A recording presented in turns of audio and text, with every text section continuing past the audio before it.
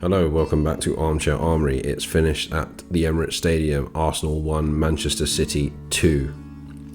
One thing I will say is that this is probably the first time in a long time that I've been happy. It sounds insane, but like happy with a defeat, or happy after a defeat, or content after a defeat.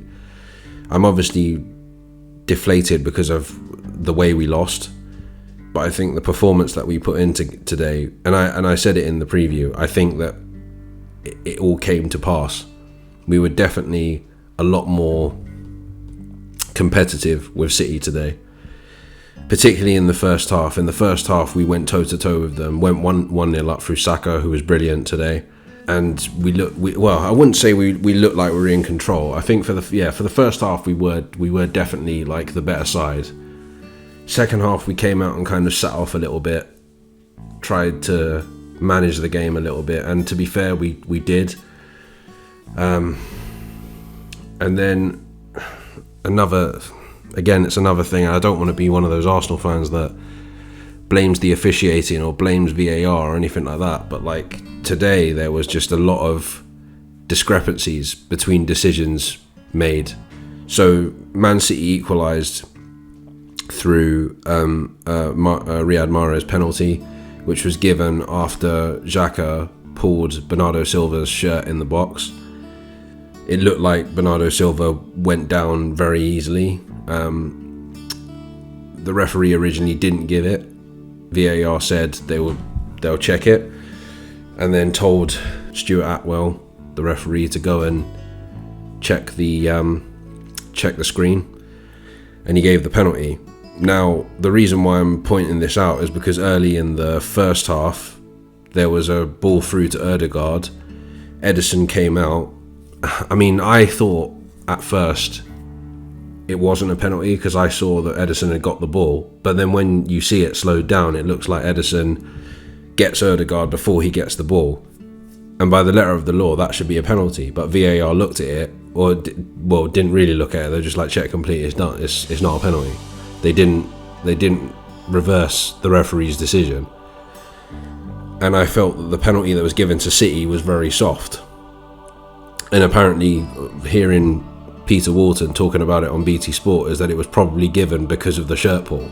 I personally think it's got something to do with Xhaka's reputation. I probably think they thought, it's Xhaka, it must be a foul. And that's how it's ended up as a penalty. But anyway, it was a good finish from Mahrez.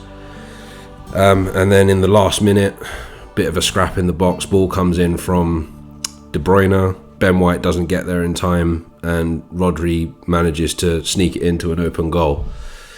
We were down to 10 men. I think Gabriel got booked for trying to scuff the penalty box after City were given their penalty, and then he obstructed Gabriel Jesus when he was about to break away or something. I mean, I didn't see it quick enough to kind of make that decision, but it was, to be fair, it was stupid from Gabriel when he knew he was on a yellow card already to get booked again, essentially, for something like so primitive.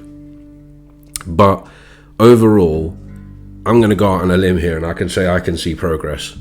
I don't know what all these other people that are complaining about the situation of the team, even with the losses to Man United and Everton and the 4-0 loss to Liverpool, like I can see something. I'm going to say it again. I've been saying it quite a lot. I can see something there.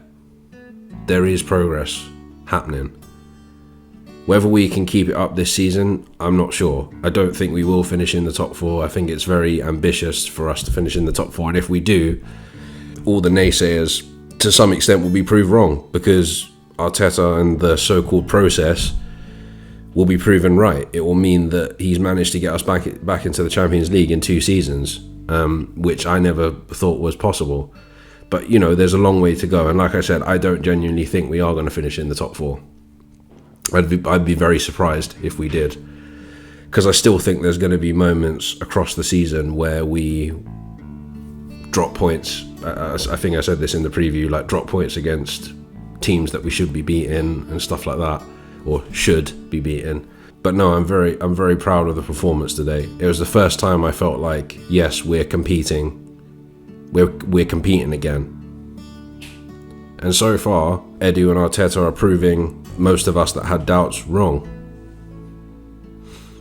I think it's very easy to overreact when we lose a couple of games, but then if you look at the context of everything else, you've got to see that like there is something happening here. Like, compare it to the start of the season where we were bottom of the table and could only manage a 1-0 win over Norwich and Burnley. Like, we're now fourth. We're now, well, I think we're still in the same, well, I think we obviously still have the same points, but West Ham, the teams below us haven't played yet. We'll be playing it, we'll probably be playing now. We're 4 points clear in fourth, with Man United and West Ham in 6th and 5th respectively on the same points. I think even Tottenham are on 31 as well. So yeah, like it's one of those things. I mean, if one of them wins today, like they're going to be within 1 point of us. And then obviously our next game is against Spurs. Our next league game is against Spurs at Tottenham Hotspur Stadium. So yeah, it's going to be tough. But yeah, like I think if we can stay in and around that fourth to sixth spot, and you know there's still 4 or 5 months of the season left to go, I think that'll be a good season. If we finish 5th or 6th, you know, that's progress in my opinion. If we finish 5th or 6th and win the League Cup, for example, that's more than progress. So I think it's like I said before, it's all about perseverance. It's all about just being patient with stuff. And the problem is nowadays is that like people in general are just not patient. They want everything now. They want satisfaction now. You see it with like streaming services, even something as like materialistic as that. It's like, well, I don't want to wait on a week to watch another episode. I want it now. I don't want to wait 2 years to finish in the top 4, finish in the top 6, or whatever. I want it now. And to some people, there's an argument to say, oh yeah, that works because look at Chelsea. They sacked Frank Lampard, Thomas Tuchel came in, they won the Champions League. It can happen, but Arsenal aren't that team. Arsenal aren't a team with like limitless resource. So it was never going to happen. That's the key word. It's just perseverance. And today was the first time I sort of thought maybe. Like I was more on the side of like maybe this is working. Because there has been times where I thought, I don't think Arteta's going to last very long, this, that and the other. I think even when he came in, I was kind of like skeptical. I was like, I don't think he's going to last a year in the job.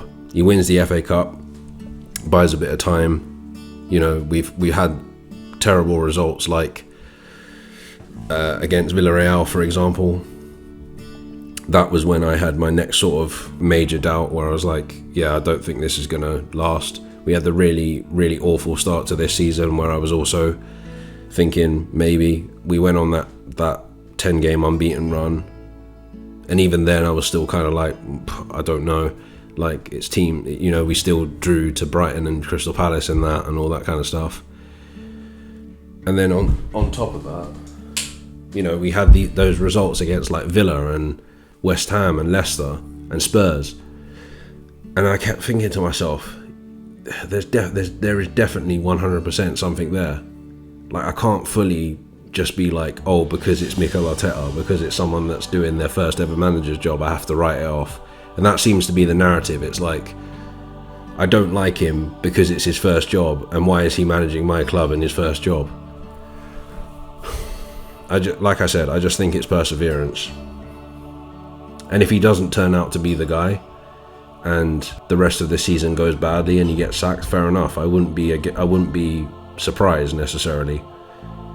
But I can't fully back away from this process, to be honest. I can't fully be like, this isn't working, because there's something clearly there. It's not like when Emery was here. You could tell when he'd lost the dressing room and he'd lost the club and lost the fans.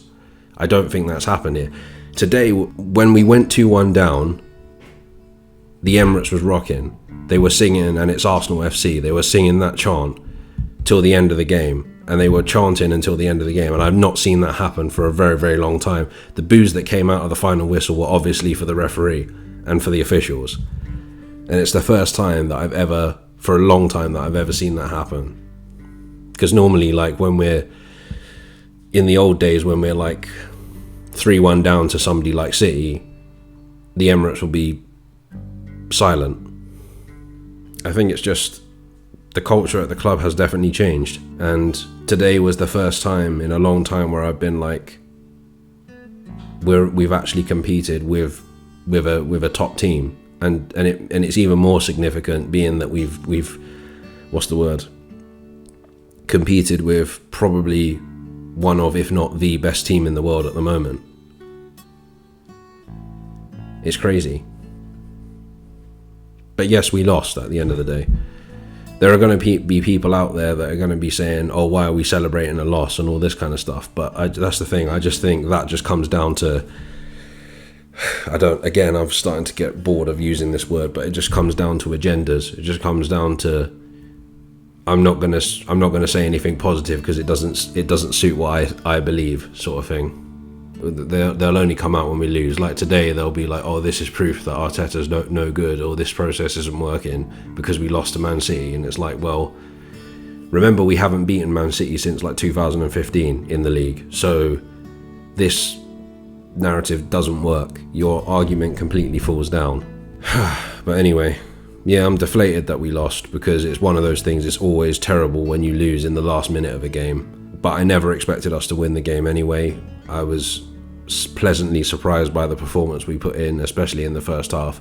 I think Stevenberg, who was on the sidelines today because Arteta was out with COVID, was isolating because of COVID, he said, I think even after we conceded the penalty, we were still, and the second goal, we were still trying to go for a winner. And to be fair, we could have done, because Martinelli basically had an open goal. He just missed the left-hand post, which again, you know, fine margins. If it just went a little bit more to the right, it would have been possibly 2-2. Maybe we would have won it 2-1, who knows. But anyway, we move on. Next game is Liverpool in the Carabao Cup at the Emirates on, I want to say, Thursday.